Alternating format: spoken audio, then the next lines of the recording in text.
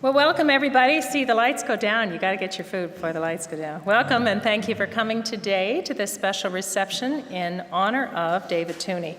My name is Sindra Stackhouse-Tate, and I'm the Executive Director of the Wheaton College Alumni Association. I want to especially welcome some extra special guests today, Dave's wife, Mary, and his two children, Jonathan and Molly Teune Denton, class of '09, who surprised her daddy today by flying in from Maryland. I also want to welcome Dave's brother, Ken, and his wife, Dawn, Dave's other brother, Tom, and his wife, Diane, and let's all give a special welcome to Dave's dear mother, Mrs. Sophie Teune. We're glad you're all here.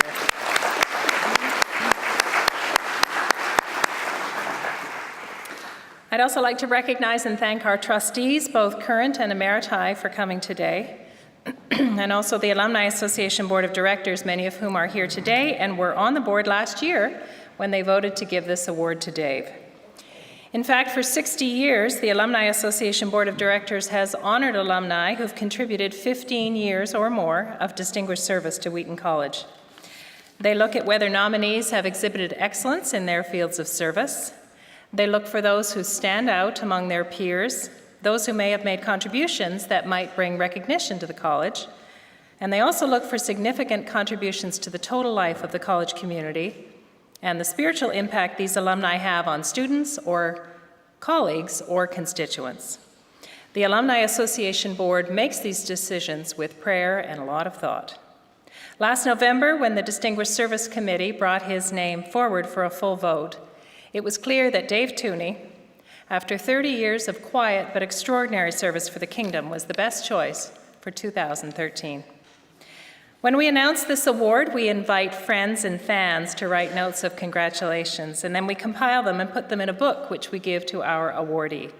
In fact, if you haven't written a note but would like to, there are some cards and pens on the tables and some baskets. You can write a note when the program's over, leave it in the basket, we'll collect them and put them in Dave's special book. If you come to this program regularly, you know I love reading aloud some of the notes our awardees receive, and this time is no exception. Here are a couple of really sweet notes. Dear Dave, congratulations on 2013 Alumnus of the Year. Thank you for all your help in servicing our account.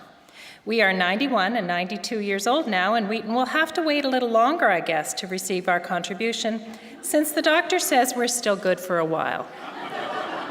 That's from Don and Joyce Brown in Fort Myers. And here's one I just love. Dear David, hearty congratulations on your being chosen for the 2013 Alumnus of the Year. You must know how hard it is for me not to be there to join so many others in giving my praise and adulation for your many years of excellence in the Lord's service.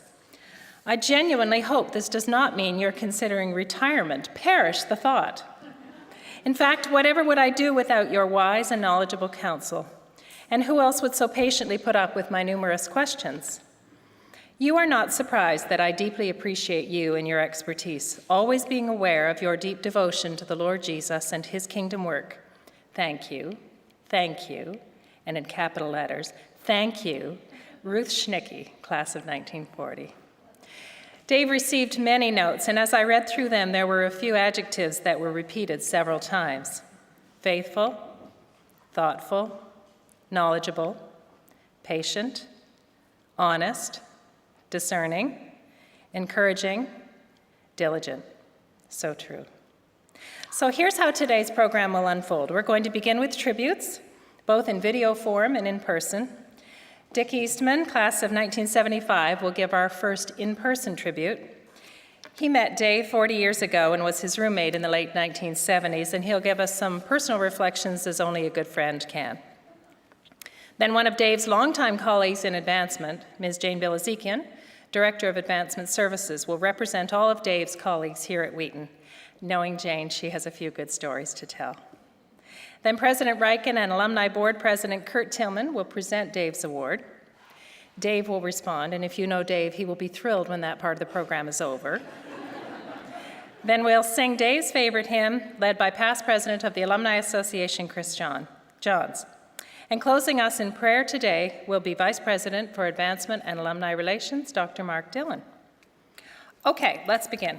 If you know Wheaton's Director of Development, Julie Bullock, you know that one of her favorite ways of communicating to audiences is by video. When she learned we were honoring Dave with this award, she asked if she could put a video together, and I didn't hesitate. So here to kick off our program in a way only Ms. Julie Bullock can, would you please welcome Julie Bullock.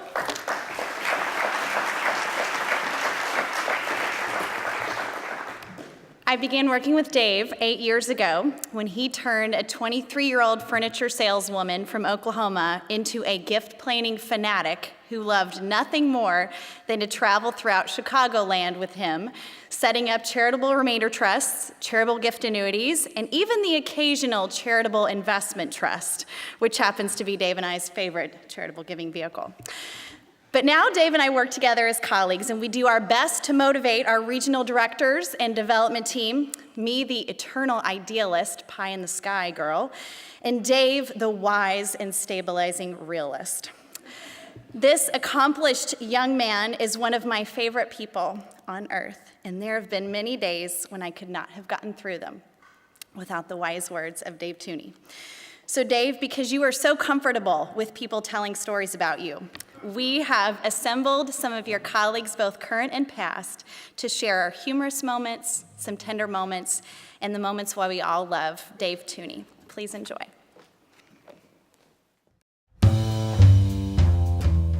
Dave Teune's a little bit older than I am. He's a guy I look up to. He is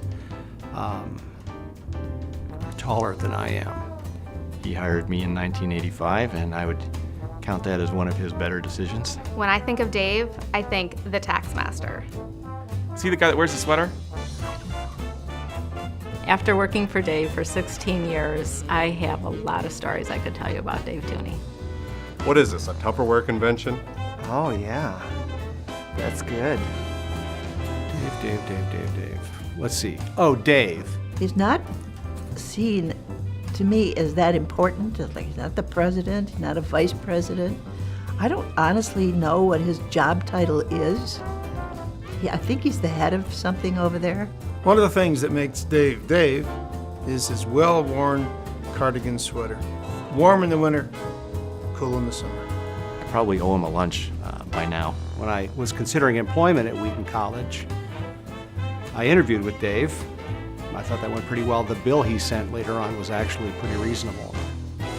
Dave is just an incredibly brilliant human being. He talks very quickly in a lot of legalese. Even after all these years, he'll come out and talk to me about something. He's wanting something. And he'll go on, and he'll walk away. And the people who work around me have come to recognize that blank look on my face that says, I have no idea what he just said.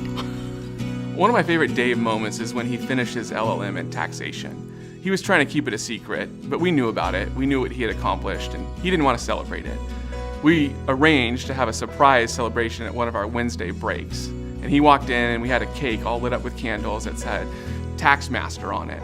He was pretty embarrassed, but he enjoyed the celebration nonetheless. Some of my favorite moments came from the marketing meetings we would have each week. I would come in with some ideas, he would just shoot them down, and we would just toss some more ideas around until we got something we liked. And then occasionally we would follow the meeting with a lunch at the Smokehouse, one of Dave's favorite restaurants. Early in my time together with Dave, we had a trust donor who actually held some gold in their trust account, and we held that gold in a vault over at the local bank. And when that individual passed away, we had to sell that gold. And the day came for us to move the gold from the vault over to the dealer that we were selling the gold to. So Dave was a little bit nervous about this, and it was about $100,000 worth of gold. We go into really what is a combination jewelry and gold dealer store in Villa Park. And we did the transaction, and just as we were getting up to leave, we looked on the guy's file cabinet, and he had a revolver sitting on the file cabinet, and we thought, boy, this is rather hazardous duty, but I guess we'll be okay if anything happens. He's got us covered. But just one of the more humorous moments he and I shared together. What I appreciate most about Dave is that there are few people who are so technically precise and yet personally witty and fun like Dave. He's just a perfect balance for what he does. One of the things that I really appreciate about David is he is one of the people that I can turn to if it's a specific issue, problem, task that I ask him to do, I know that he's going to do it with great excellence. He will cover all the bases. He will come back with a great recommendation and a course of action. And I can't tell you how that helps us in the day-to-day work of our division. We're very grateful for someone who has that kind of ability, but also just a sense of who Wheaton is and how we ought to be conducting ourselves. From my perspective, Dave Teune is very mission-driven. He understands what Wheaton College is here for. And I truly believe that he is one of the people whose skills, whose heart, whose professionalism are totally in sync with that mission, and that's how he sees his work. And I really think that makes him a valued friend, valued professional, and a wonderful colleague. What I appreciate most about Dave is that he taught me what it means to love the Lord your God with all your mind. Creative and critical thinking not only resolve problems and issues, but they are also ways of worshiping God. And Dave has taught me those things, and for that I'll be forever grateful. Being with David is like being with a good friend. Sometimes we're not talking business, we're often talking about our lives, what God is doing. I really trust him as a Christian brother. My brother actually was killed in World War II. And so I have sisters, but I've never had a brother. And I would like to have one like David. And I think I do have one in David. Dave is here to serve. By serving Wheaton College, he is also serving Jesus Christ. And the mission of this college is for Christ and his kingdom. And Dave's service here for all these years has been just that, serving his Lord.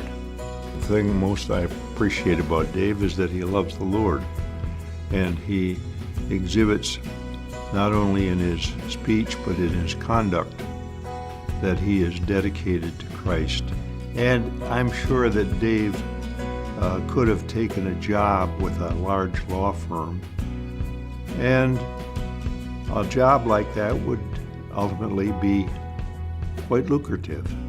But instead, he chose God's will for him, which was to head up this department at Wheaton College and use his talent for Christ and for the college.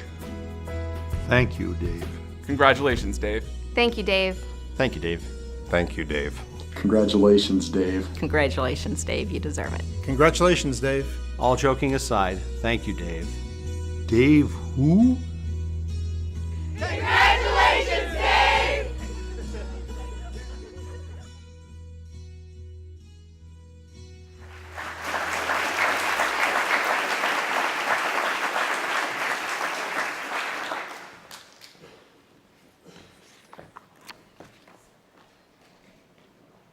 Dave, when the envelope from Wheaton College arrived with the return address stating Alumnus of the Year Award, well, needless to say, I was deeply humbled. Of course, upon opening it and seeing your name, not mine, as the honoree, my emotions changed somewhat. No, not at all. In all sincerity, I was thrilled to learn that you've been chosen to receive this award for distinguished service to Alma Mater. They couldn't have chosen, it's long overdue. Now, as Sindra mentioned, my name is Dick Eastman, and I'm talking today not as a colleague, but as a friend of Dave's. We've known each other since we met at Wheaton as Wheaton students 40 years ago, but we really got to know each other when we shared an apartment together for 2 years back in the late 1970s. And as a friend, the one word I'd use to describe Dave is the word consistent. It's not just that he's a humble, honest, and giving person, but he's consistently humble, honest, and giving, not to mention dependable and compassionate. Now, at the risk of making this sound like a eulogy, and we all know how Dutchmen like Dave hate public displays of affection, I'll mention another word that describes him as a friend. He's kind. As an example, I remember a scene that would play out a number of nights in the apartment we shared as roommates. In some ways, Dave and I were an odd couple. He back then was just getting started in his legal career working days, and I was pursuing a somewhat unconventional career in rock and roll working nights.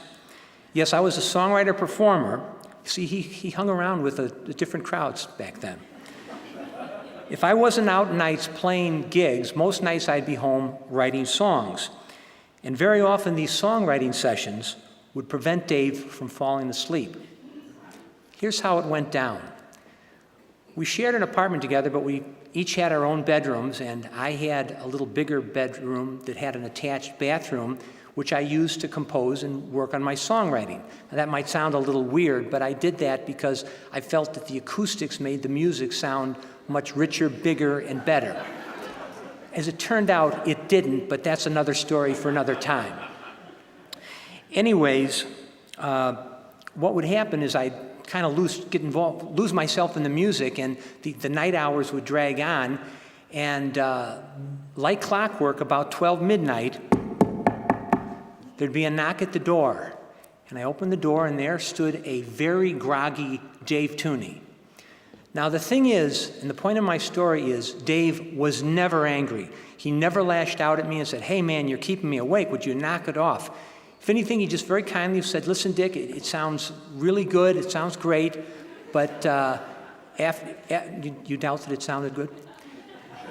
It sounded great, but after all, I work for a living, and I have to get up early in the morning."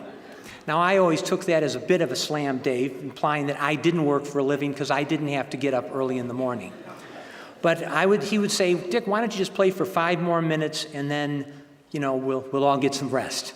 And I assured him that, you remember this, and I would assured him that I would just play for 5 more minutes. He promptly went back to his room, and I promptly forgot about the 5 minutes. And I got carried away with the music again. 5 minutes turned into 35 minutes, turned into 45 minutes, turned into an hour. And again, like clockwork, there was that knock on the door. Now before me stood an even groggier Dave Teune. But again, and the point of my story is, he never once lashed out in anger.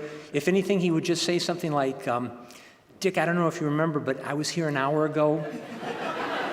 And you mentioned something about stopping in 5 minutes." Well, I can assure you people that it didn't go longer than the second time. I think you'll attest to that, Dave, that it didn't go to 2 or 3 in the morning. Kindness does have its limits. But the story might seem of small importance, but I think it's very emblematic of Dave's kindness as a person, both then and now. These days, because my wife Paul and I live up in Antioch, Illinois, which is near the Wisconsin border, and Dave and Molly live in Wheaton, we don't get together too often. But once or twice a year, Dave and I do meet for lunch, and I always look forward to our times together. It's not just our shared history or the fact that we hold similar views on politics, religion, and popular culture, but it's Dave's consistent, humble personality that makes him fun to be around. I'd like to conclude with a quote from C.S. Lewis, and how can you speak at Wheaton College without quoting C.S. Lewis? But I think these words really do apply to Dave Teune. Writing in Mere Christianity, Lewis referred to what it was like to be around a humble person. He wrote, "Do not imagine that if you meet a really humble man, he will be what most people call humble nowadays. He will not be a sort of greasy, smarmy person who is always telling you that of course he is nobody.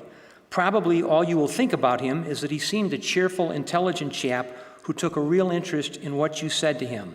If you do dislike him, it will be because you feel a little envious of anyone who seems to enjoy life so easily. He will not be thinking about humility. He will not be thinking about himself at all." I've always admired Dave for his quiet but strong faith, which manifests itself more in deeds than in words. I think that's the reason we're all here today. Dave, congratulations on this award, and thank you very much for allowing me to say these words. Thank you.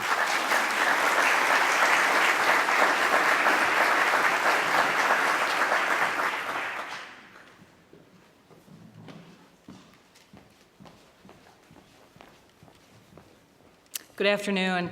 It's a real privilege and honor for me to be able to publicly pay tribute to my friend Dave today. Unfortunately, we often don't take the time to tell people how much we admire and appreciate them, so I'm really glad to do that today. And knowing that Dave is such a modest, humble person and probably finds this maybe uncomfortable makes it just all that much more enjoyable.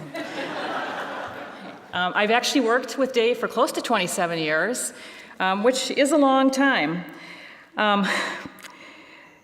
Dave, one thing that struck me about Dave is Dave's love and dedication to Wheaton is really easy to understand. He's a product of a Wheaton liberal arts education. He's well attuned to Wheaton's history and culture and has a very deep understanding of it. Dave is very much a product of what we do here. And he is also a big fan of liberal arts education and would say that learning for the sake of learning is a form of worship in itself. He's especially energetic about our new strategic priority to make liberal arts more excellence. In keeping with that, Dave will often remind us about what a great liberal arts education people have, and that's something he reminds us of quite a bit.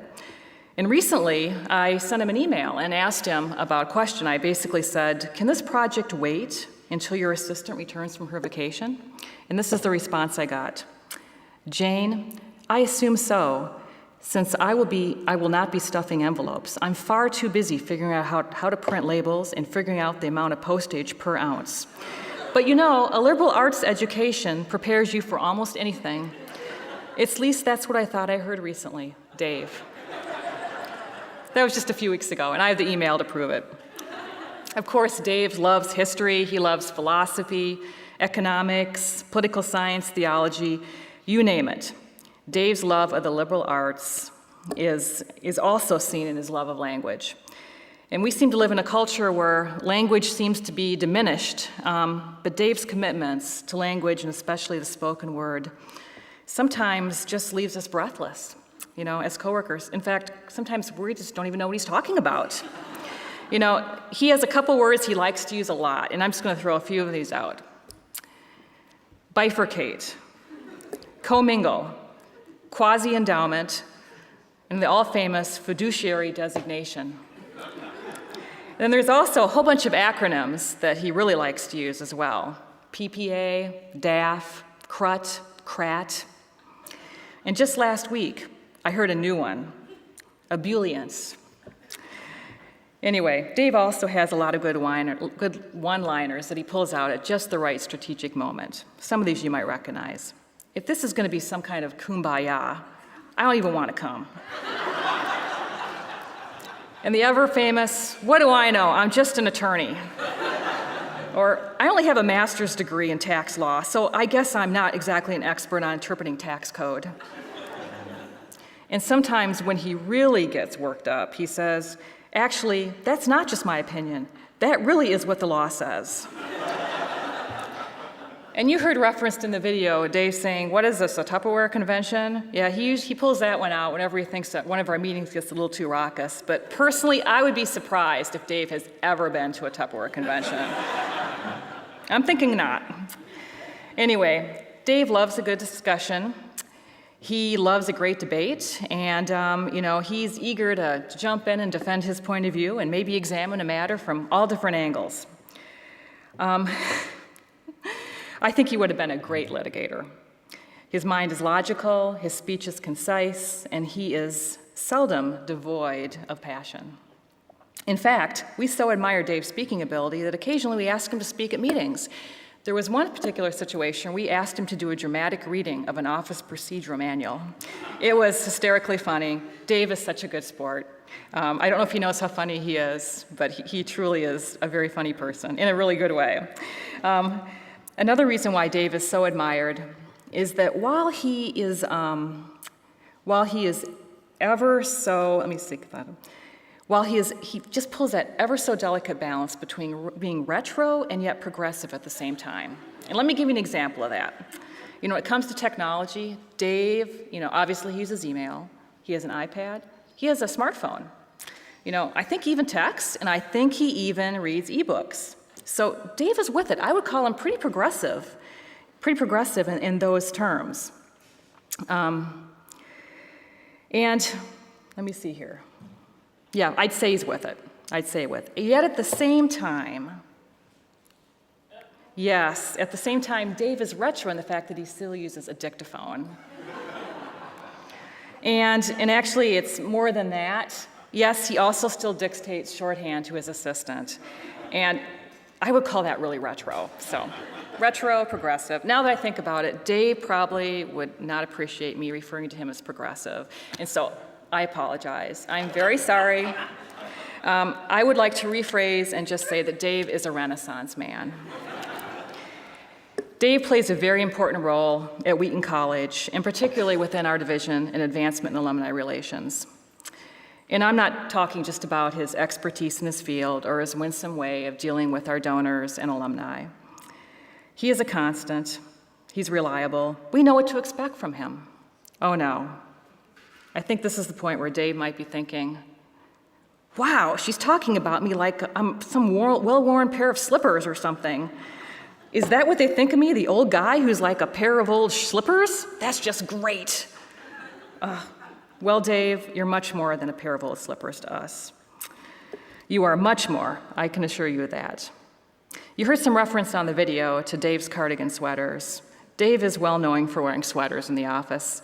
For a number of years, he had a blue sweater. I think he kept it in his office and put it on when he was chilly. And when he wore it, we used to talk about Dave's Mr. Rogers sweaters. We came to love that sweater. It had worn sleeves, worn elbows, and the sweater finally completely wore out and had to be retired. Many of us remember that sweater and Dave in it, and we were all really sad when that sweater went away. We even had one young employee who began to emulate Dave by wearing a cardigan sweater. Who here remembers Dave's Mr. Rogers sweater? Lots of us. Dave, I really admire you. You are much more than a coworker. You're a brother in Christ, and you are a friend. I don't speak just for myself. I speak for many. We value and treasure you, and you are very, very important to us. I really mean it. Whoops. I fear I might be getting really close to that kumbaya moment, and I better watch it before someone suggests we all join hands and make a circle around Dave and start singing. Because I know how much you would hate that, which makes it really tempting. So I'll lighten this up. Just as a memento of this day and what you mean to us, I'd like to give you this sweater. And we'd like Mr. Rogers back. Congratulations.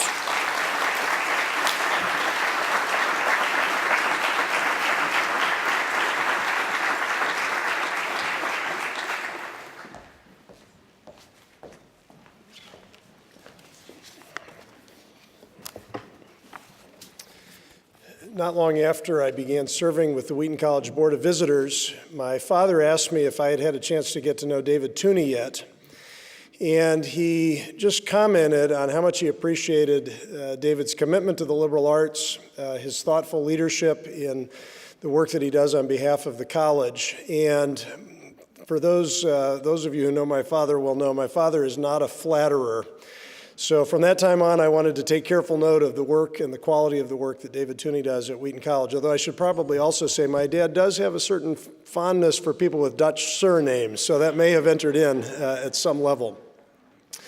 I have the privilege of sharing a few glimpses of a young Dave Teune when he was first applying to be a student at Wheaton College, and somehow it seems appropriate as I was seeking to get this information out of his files, I was reminded of various FERPA regulations that required us to get David's permission to access the file, which you probably appreciated, that we had to follow the letter of the law there.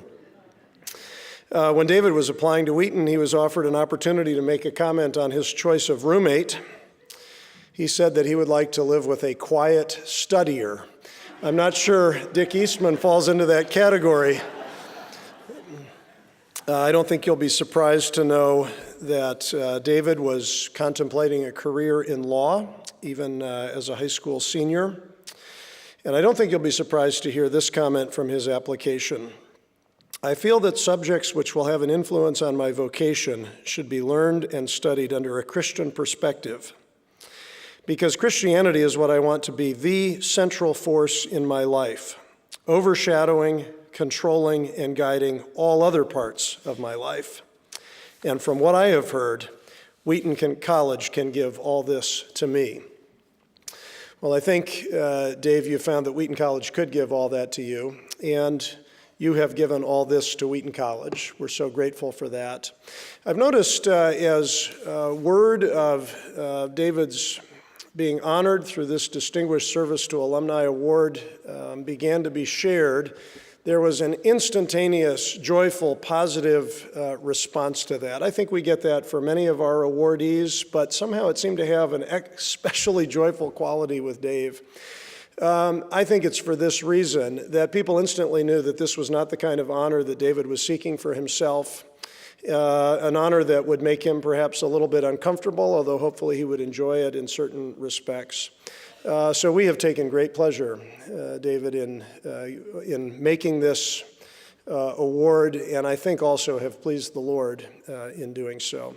Can I invite Mr. Kurt Tillman to come forward and read the formal statement of the award, and then it'll be our privilege to invite Dave Teune to come forward.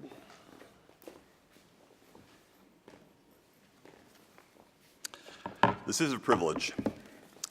The Wheaton College Alumni Association Alumnus of the Year for distinguished service to Alma Mater, David A. Teune, Class of 74. For your faithfulness in advancing legacy giving among Wheaton alumni, parents, and friends, and for your integrity, discernment, and compassion for those you serve. The Wheaton College Alumni Association is pleased to honor you with this award. And then David's favorite verse. Bless the Lord, O my soul, and forget not all his benefits, who forgives all your iniquity, who heals all your diseases, who redeems your life from the pit, who crowns you with steadfast love and mercy, who satisfies you with good, so that your youth is renewed like the eagles. Psalm 103, 2 through 5. Wheaton, Illinois, October 3rd, 2013. Dave, if you would come up and receive your award, and if the rest of you could show your thanks.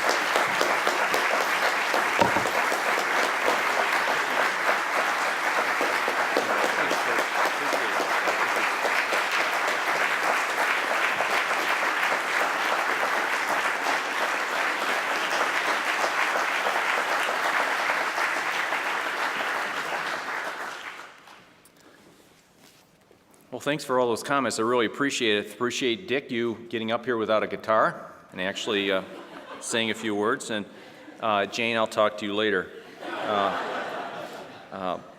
And Julie, as always, thank you for your enthusiasm and for your loyalty. I really value you as a friend, as you know.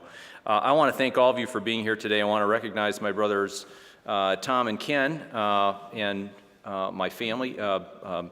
My sister-in-laws, Dawn and Diane, for being here. Ken particularly, Ken happened to be in the neighborhood, although he is a charter fishing boat captain, owner from Ketchikan, Alaska. So if you ever plan on being in a tour boat in Ketchikan, you will want to look up Northern Lights Charters for great fishing at a reasonable price. To paraphrase the first Mayor Daley, if you can't help your relatives, who can you help?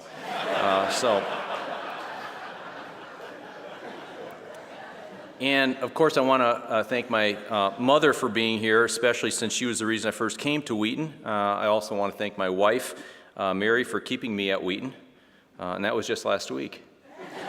Just kidding. To the Alumni Board, Kurt Tillman, my dear colleague, Sindra, thank you. My perceived reluctance on my part to receive this award has had to do with feelings of unworthiness to receive it and does not reflect my deep gratitude and appreciation for your awarding it to me. Of course, I also want to thank my boss, Mark Dillon, for his unwavering support and friendship over the last 19 years. You know, when I first came to Wheaton, I did not want to stay. I remember having a conversation with Trig Larson, then Human Resources Director, and saying, Trig, I made a 3-year commitment, and 3 years turned into 31 years. Only as I've become older have I seen that God's unfolding hands of providence have kept me here, and this has changed my outlook as I've gotten older considerably. My affection for Wheaton goes back to my student days. It is hard to be here and not soak up automatically this ethos of the integration of faith and learning, and living as we say it now, and not have this ethos become a lifelong filter of reality. It is also hard to be here as a coworker and not get a sense of God's mission through this place for a back office guy. That may not be every day, but the stubborn facts do force their way into consciousness from time to time. This has always been clear in working with my colleagues and coworkers. Dave Johnston, a former senior vice president for finance, would tell me when I was young, back in the 80s, and complaining about something or other at the college, he'd say, "Yes, but Dave, we really do have it so good here at Wheaton." And with age, I can more than confirm his wisdom in this regard. But the sense of mission has become most clear through interaction with alumni and friends of the college who view the mission of the college from afar and sometimes see it more clearly, innocently, and freshly than we do.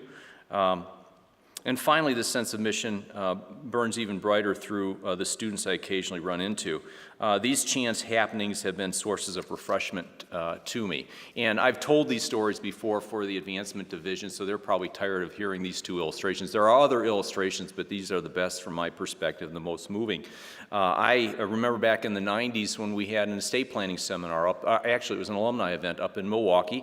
I was going to do an estate planning seminar at that alumni event. So it was going to be a weekend event, and we had to go up there and stay up there in Milwaukee during the weekend. So I was a little cranky as it was, having to go up to spend my weekend up in Milwaukee. And so I was asked to bring two students who were going to speak at the event. And so I told them, be ready at 4 o'clock. I want to beat the traffic. I want to get up to Milwaukee, so be ready.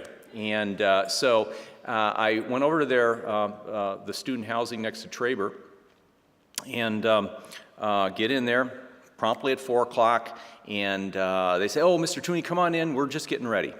And their stuff is scattered all over the front room, living room. And a half hour later, we're out of there, okay? So I'm a little grumpy now that we're stuck in traffic and we haven't gotten to the Wisconsin border yet.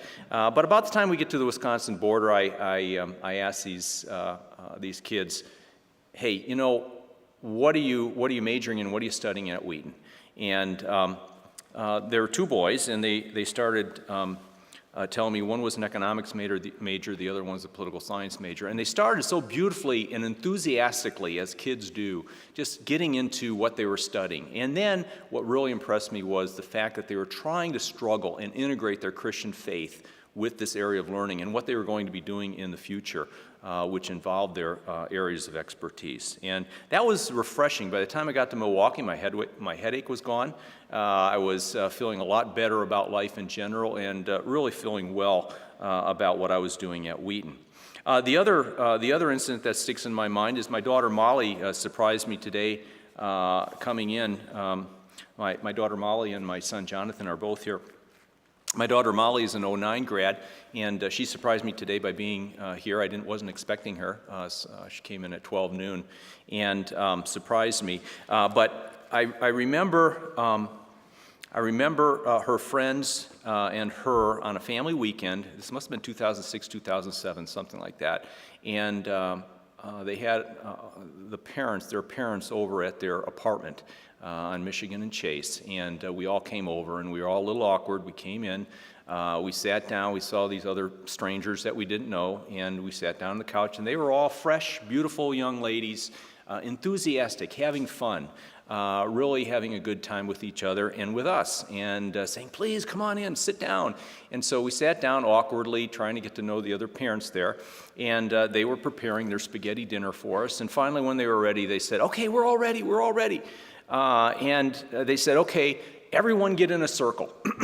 Now, I think it's been alluded to, I don't like to hold hands all that much, although Julie Bullock and her development staff is getting me used to it at this stage, so I'm getting used to it. But at that point in time, I don't like to hold hands, but she said, "Get in a circle. Let's all hold hands." So we're there with our strangers that we're holding hands with, and we're looking at each other. And these are all girls who were on the crew club, and so they have a tradition of getting in a circle before a regatta and singing the doxology. So we all stood there awkwardly holding hands, but then singing the doxology. And that was really moving to me as I got to know these girls more. They were fresh-faced, energetic, fun-loving girls, beautiful girls who had a love for the Lord and wanted to do something with their life and were here for a reason.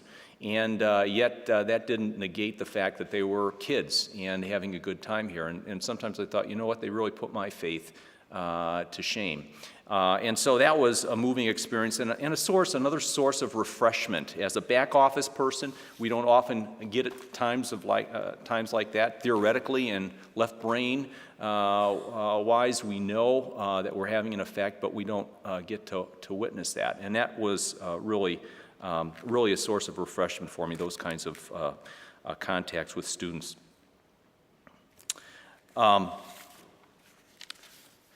Just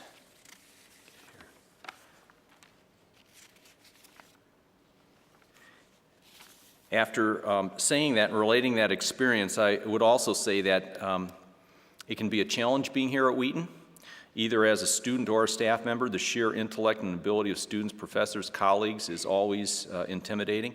Being in a type A, what I like to say an AP, advanced placement kind of environment, can be challenging. So I still occasionally, very occasionally as I get older, very much more occasionally, ask, why, Lord, do you have me here? As a support staff, as the least of a talented bunch of people. I would like to refer to something by Dr. Reichen, the other Dr. Reichen, sorry. I do quote you, but this time not. Dr. Leland Reichen, longtime professor of literature at Wheaton, our Blanchard Society chair this year, our Plan Giving Society chair, who wrote this wonderful devotional letter for our Blanchard Society members that I think is going to be mailed very soon, next week or two, in which he unpacks as a poem by John Milton. Where do you get to work at a place where you work with people who are unpacking poems by John Milton as a devotional? I mean, that is really cool. But he's unpacking a poem by John Milton. So this is my plagiarizing Lee Reichen, who is quoting John Milton, so there's nothing original here for me.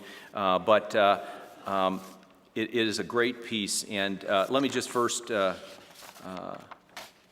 give you the poem. It's a poem called On His Blindness. When I consider how my light is spent, ere half my days in this dark world and wide, and that one talent which is death to hide, lodge with me useless, though my soul more bent to serve there with my Maker and present my true account, lest he returning chide. Doth God exact day labor light denied, I fondly ask? But patience, to prevent that murmur, soon replies, God doth not need either man's work or his own gifts. God doth not need either man's work or his own gifts. Who best bear his mild yoke, they serve him best. His state is kingly, thousands at his bidding speed, and post o'er land and ocean without rest. They also serve who only stand and wait. I love that part. They also serve who only stand and wait. And that is what I have found at Wheaton. God's mild yoke for those of us who serve in a support role. God's allowing us to serve in a meaningful and substantive way, perhaps not in the way we expected or we were expected to serve, but serving in God's providence and under his mild yoke. And for someone in a support role, this is comforting to me and causes me a sudden realization of the blessing, still a responsibility, but the blessing also of working at Wheaton. It is truly an honor to serve at Wheaton. So again, Kurt, Sindra, Dr. Reichen, Alumni Board, all of you who participated and all of you who are here today, thank you for the honor of this award. Really appreciate it.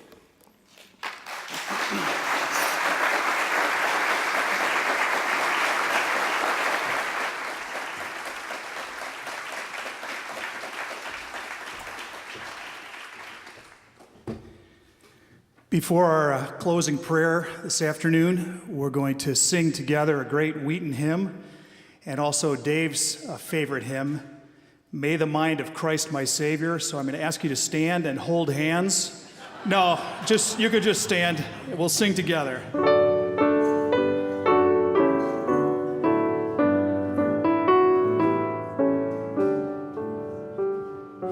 May the mind of Christ my Savior live in me from day to day, by his love and power controlling all I do and say.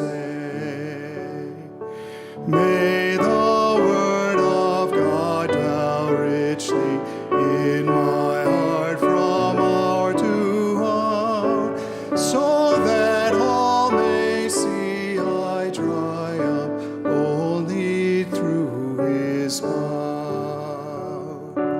May the peace of Christ my Father rule my life in everything, that I may become to comfort sick and sorrowing. May the love of Jesus fill me as the waters fill the sea, him exalting, self-abasing, this is victory. May I run the race before me, strong and brave to face a foe, looking unto Jesus as I onward go.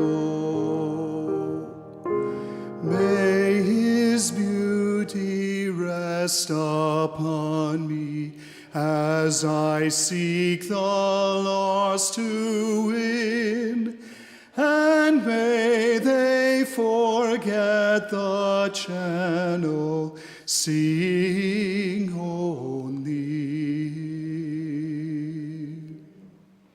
Let's close in prayer. Our hearts are full of gratitude, our Lord, for this time. We thank you for who you made Dave Teune to be.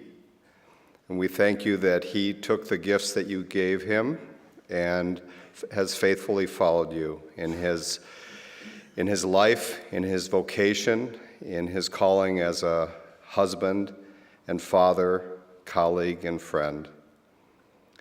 And may we take the example of his life of service and use it to inspire ourselves and one another to follow you more closely, to honor you in the work that we do. We thank you for this shining example in our midst and ask that you would bless him all the days of his life. We pray this with great thanksgiving and joy in the name of Christ. Amen.